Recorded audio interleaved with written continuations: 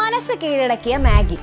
2 minute കൊണ്ട് രുചി വിളമ്പി ഇന്ത്യക്കാരുടെ മനസ്സ് കീഴടക്കിയ മാഗി നൂഡിൽസ് ഇന്ത്യയിൽ ഇത്രയും ജനപ്രീതി ആർജിച്ചത് എങ്ങനെയാണെന്നറിയാമോ? ആദ്യമായി അവതരിപ്പിക്കപ്പെട്ടപ്പോൾ അത്ര വലിയ ഹിറ്റൊന്നും ആയിരുന്നില്ല. അരിയും ഗോതമ്പും മെയിൻ ഭക്ഷണമായ ഇന്ത്യൻ സമൂഹത്തിൽ മാഗി പോലെയുള്ള ഇൻസ്റ്റന്റ് നൂഡിൽസ് ആളുകളുടെ ഇഷ്ടം നേടാൻ ആദ്യം നന്നേ പാടുപെട്ടു. അവിടെയാണ് മാഗിയുടെ മദർ കമ്പനിയായ നെസ്ലെ കിഡിലൻ മാർക്കറ്റിംഗ് ട്രിക്കുമായി എത്തുന്നത്. മാഗി ഒരു ഈവനിംഗ് സ്നാക്കായി അവതരിപ്പിച്ചുകൊണ്ട് ദൂരദർശൻ ആഡുകളുടെ ഒരു പരമ്പര തന്നെ നെസ്ലെ പുറത്തിറക്കി.